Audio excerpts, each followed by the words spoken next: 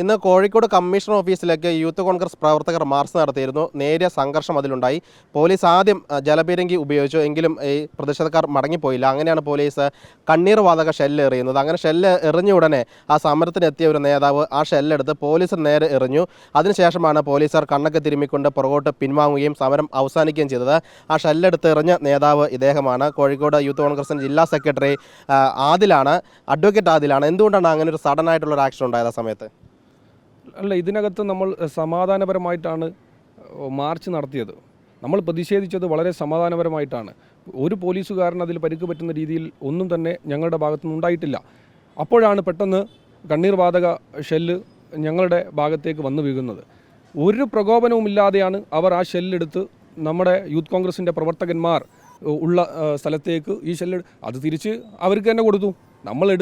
നമ്മളെ മനഃപൂർവ്വം ഉപദ്രവിക്കാൻ വേണ്ടി ഇടതുപക്ഷ സർക്കാർ നിർദ്ദേശം കൊടുത്തപ്പോൾ അത് ചെയ്ത ആളുകൾക്കെതിരെ വന്ന ഷെല്ല് ഞാൻ തിരിച്ച് അവരെ ഏൽപ്പിച്ചു. ആ സമയത്ത് പേടി തോന്നില്ല എടുക്കാൻ വേണ്ടി? അവിടെ ചെല്ലുമ്പോൾ സ്വാഭാവികമായിട്ടും അതിന് പുകയടിച്ച് കണ്ണ് നീറാൻ സാധ്യതയുണ്ട്. അത് എടുക്കാൻ പോകുമ്പോൾ എന്തെങ്കിലും സംഭവിക്കുമോ, അല്ല പോലീസിന് എറിഞ്ഞു കഴിഞ്ഞാൽ വല്ല നിയമ പ്രശ്നങ്ങളുണ്ടാകുമെന്നുള്ളൊരു പേടി ആ സമയത്ത് തോന്നിയില്ലേ? അല്ല, നിയമപ്രശ്നത്തിൻ്റെ കാര്യം അവിടെ നിൽക്കട്ടെ.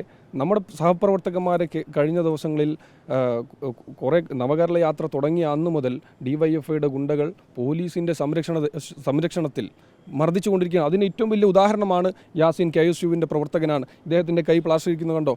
ഡിവൈഎഫ്ഐയുടെ ഗുണ്ടകൾ ആക്രമിച്ചതാണ്.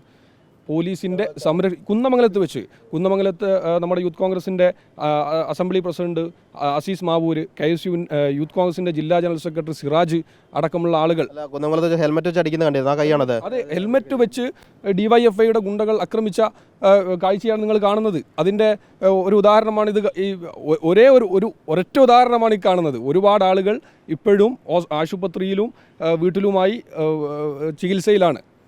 അതുപോലെ KSUവിൻ്റെ സംസ്ഥാന പോലീസുകാർക്കിട്ട് എറിഞ്ഞാൽ തീരുമോ ആ പ്രശ്നം? പോലീസ് മനസ്സിലാക്കണം അതിൻ്റെ പ്രയാസം. നമ്മളിവിടെ സമരം ചെയ്യുന്നത് ജനങ്ങൾക്ക് വേണ്ടിയാണ്. ഇവിടെ കൊള്ളയാണ് നടക്കുന്നത്.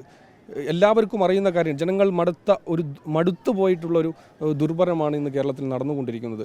കഴിഞ്ഞ ദിവസങ്ങളിൽ കോഴിക്കോട് ജില്ലയിൽ കരിങ്കൊടി കാണിച്ച KSUവിൻ്റെ ജില്ലാ പ്രസിഡന്റ് VT സൂരജ്, സംസ്ഥാന ജനറൽ സെക്രട്ടറി, അതെ, കഴുത്തിന് പിടിച്ച് ഞെരിച്ച വാർത്തകളൊക്കെ പുറത്തു വന്നാണ്. എന്ത് തോന്നുന്നു അതിൻ്റെ പ്രവർത്തനത്തിൽ നിങ്ങൾക്ക് എന്ത് തോന്നുന്നു? നല്ലൊരു കാര്യമാണ്. കാരണം പോലീസുകാരുടെ നേതൃത്വത്തിലാണ് ഇപ്പം ഡിവൈഎഫ്ഐ ഗുണ്ടകൾ യൂത്ത് കോൺഗ്രസിനും KSUക്കാരെയും അടിക്കുന്നത്. അപ്പോൾ ഈ അടി തിരിച്ച് വരുന്നുള്ളൊരു പ്രതീക്ഷ പോലീസുകാർക്കും ഉണ്ടായിക്കോട്ടെ. ഞങ്ങൾ പ്രതികരിക്കുന്നു. ഈ ആളം മുട്ടിയ ചേരയും കടിക്കും എന്നുള്ളൊരു ചൊല്ലുണ്ടല്ലോ, അതുപോലെ ഞങ്ങൾക്ക് അടി കൊള്ളൽ മാത്രമല്ലല്ലോ KSUക്കാരും യൂത്ത് കോൺഗ്രസുകാരുടെയും ഇത്. ഞങ്ങൾ തിരിച്ച് പ്രതികരിക്കാൻ തുടങ്ങി എന്നുള്ളത് പോലീസുകാരും മനസ്സിലാക്കിക്കോട്ടെ. അടിച്ചാൽ ഇനി തിരിച്ചടിക്കുന്ന സമീപനമാണ് യൂത്ത് കോൺഗ്രസിൻ്റെ ഭാഗത്തുനിന്ന് ഉണ്ടാവുക എന്നുള്ള കാര്യത്തിൽ യാതൊരു തർക്കവും വേണ്ട. ജോയൽ ആൻ്റണി എന്ന് പറയുന്ന KSUവിൻ്റെ നേതാവിനെ കഴുത്ത് ഞെരിച്ചിട്ടാണ് DCP കഴുത്ത് ഞെരിച്ച് ശ്വാസം മുട്ടിക്കുന്ന അവസ്ഥയാണ് ഉണ്ടായിട്ടുള്ളത്. അതൊക്കെ മനുഷ്യത്വരഹിതമായിട്ടുള്ള പോലീസ് ഇടപെടലുകളാണ്. നിങ്ങൾ ഷെല്ലെടുത്ത് എറിഞ്ഞുകൊണ്ടാണ് പോലീസുകാരൊക്കെ പിൻവാങ്ങി, കണ്ണൊക്കെ തിരുമ്മിക്കൊണ്ട് പുറകോട്ട് മാറി. അതോടുകൂടി സമരം അവസാനിക്കുകയും ചെയ്തു. സമാധാനപരമായിട്ട് സമരം അവസാനിച്ചു എന്ന് തന്നെയാണ് ഞങ്ങൾക്ക് പറയാനുള്ളത്. പോലീസ് അത് അക്രമാസക്തമാക്കാൻ ശ്രമിച്ചു.